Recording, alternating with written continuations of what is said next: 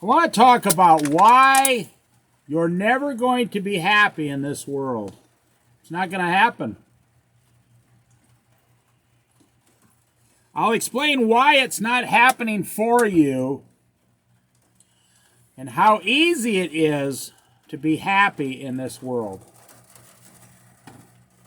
It might be hard for you to do because you've been trained the wrong way most of your entire life.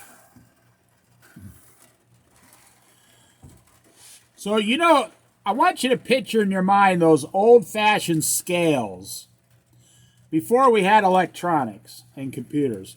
You go down to the meat store, or, I'll take a pound of roast beef, I'll take a pound of cheese, and the person behind the counter would put it on a scale and weigh it.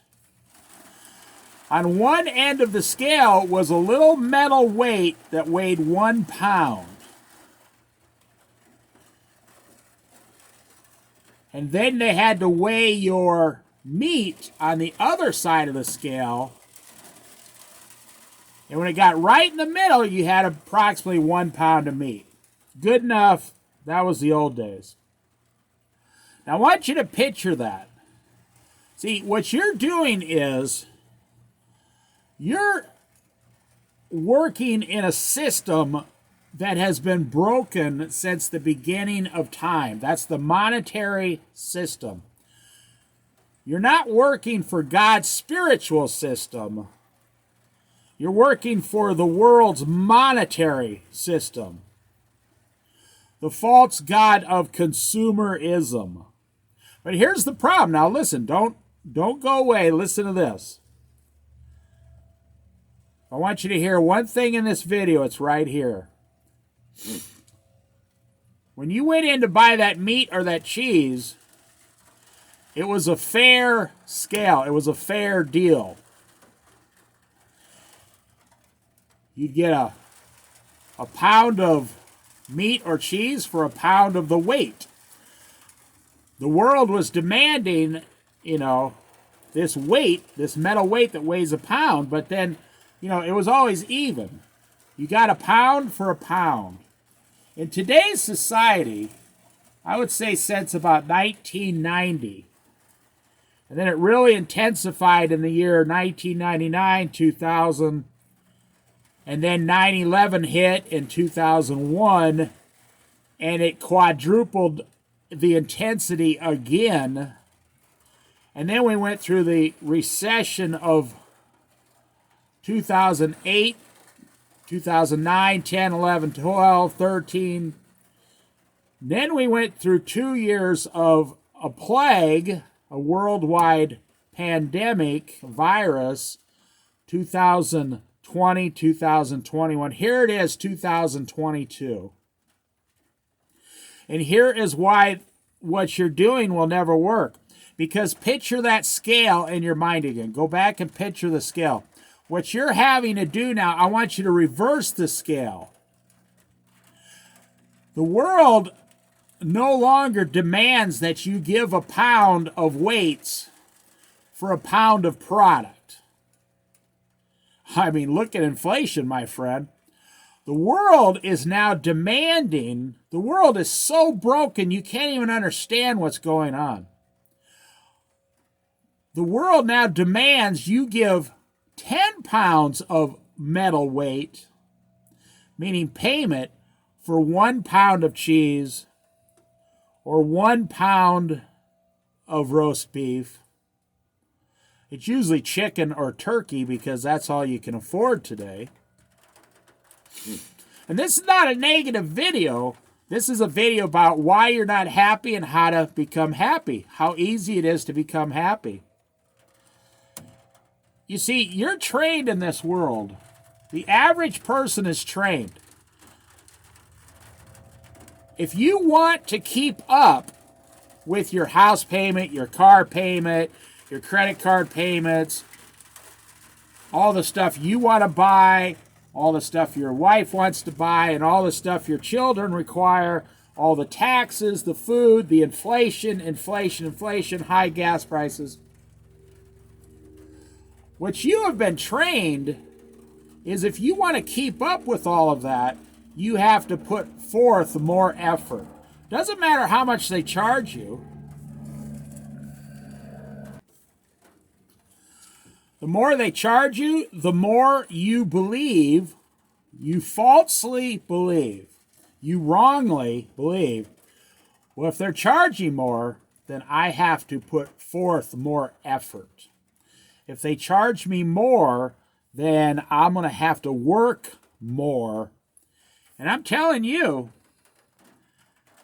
if you were 20 years old in 1990, so that would make you close to 50 years old today. If you were 20 years old in 1990, and I say that because if you were 20 years old, you had a job, you were out there, you were starting your life.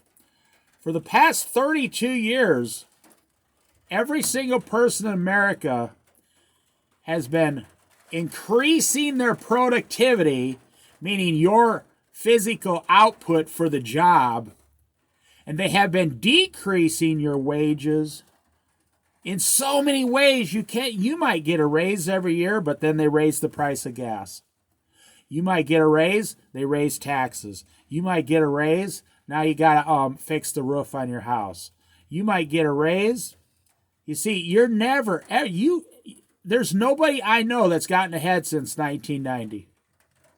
Now I'm talking about average people, average middle-class people. The poor people in this country, in 1990, it was about 28% of the population was on the poverty level, or what I call welfare, government benefits, standing in the food line, the food stamps. You're not even allowed to say food stamps today. You see, because of the political correctness, they even got us fighting amongst each other. See, they keep us busy fighting about the proper words to speak. They double the price of gas. They double the price of bread. They claim that bread went up 9.5% last month. More like 29%. You're at the store. You see the prices. I went to buy some yogurt yesterday. Yogurt went from $3.99 for a big tub to $6.49. A $2.50 increase. I went to go buy some oats, some Quaker oats. They were $3.99 for a big tub of Quaker oats, and now they're going to be $7.99. That's a 100% increase. So, you obviously agree with me. If you've been working since 1990, you obviously agree that it seems like no matter what you do, you can't get ahead. Well, I'm going to tell you real quickly here.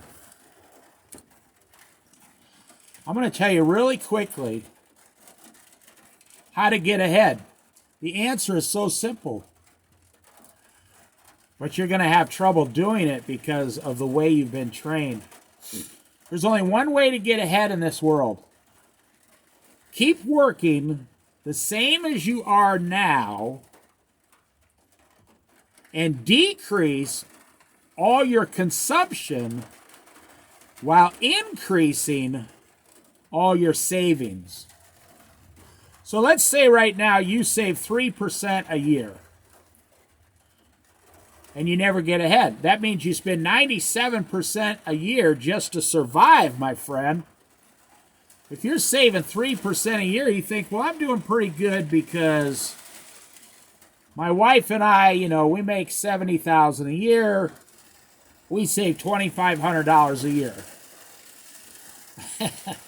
in a 401k, and you got to just pray to God that the stock market doesn't crash and you lose the whole thing. What you need to do, no matter how much you're making, and don't give me any excuses. I know people, not just one or two, I know lots of people on welfare who save $10,000 a year. And they're They're on welfare. They save part of their food stamps. They save, they work 30 hours a week. They save $100 a week. I'm telling you, with children. I know people on disability getting at $800 a month plus food stamps. And they get the subsidized rent, but they still manage to save $200 a month. You do that for 10 years, you got $30,000. You see, if you're making anything above minimum wage in this country, and there's two of you, husband and wife, you know, you're bringing home $800 a week, between 40 and 80 hours a week. You're going to, the only way, now it's your choice. This may be the first time you've ever heard this. It's your choice. You have to decrease your consumption. What does that mean? Pay off all your credit cards and don't use them again. Pay off your house, or at least pay it off to the point where you can sell it and move into a cheaper house and pay that off immediately. I don't care if you move into a $25,000 trailer house with your family, you'll be living debt-free, and your rent will be $500 a month instead of $1,500 a month mortgage. You can live in a $25,000 trailer in this country, perfectly happy. Your children can all grow up to go to college and be doctors or whatever you want them to be. You can do this. You can do it on $30,000 a year. People do it all the time. But the reason you're not happy in this world is because you're now putting forth 10 pounds of flesh. Guess where that flesh comes from? It comes from you. For 1 or 2 pounds of product. So what you have to do is stop playing the game. I did that 30 years ago. I stopped playing this a long time ago. I saw this coming 30 years ago. I saw the whole system collapsing within itself. Where do you think this country would be if the government didn't give out all this stimulus all the time and all the welfare and all the... We would have 30% of the population of the United States standing on the corner holding a cardboard sign. Where do you think this country would be if the government didn't pay all these subsidized rents and welfare and food stamps? We would have people starving and dying in the gutters in this country. So if you're against the government, I'm not against the government. I'm telling you, capitalism is the greatest invention, but it's failing the way they're doing it today. If it wasn't for the government, this country would have already collapsed. If it wasn't for welfare, this country, I mean, if they didn't spend, you know, what is it, like $300 billion a year on welfare, where do you think the country would be right now? So in order for you to be happy, there's only one way you're going to be happy, my friend. You're going to have to learn to consume less and get those weights off your back. And you'd be surprised, when you're debt-free, then you can go get any job you want. You can pick and choose your hours. You can work anywhere you want. Doesn't matter how much you make if you're debt-free. Your whole life instantly changes for the better. And you have to increase your savings.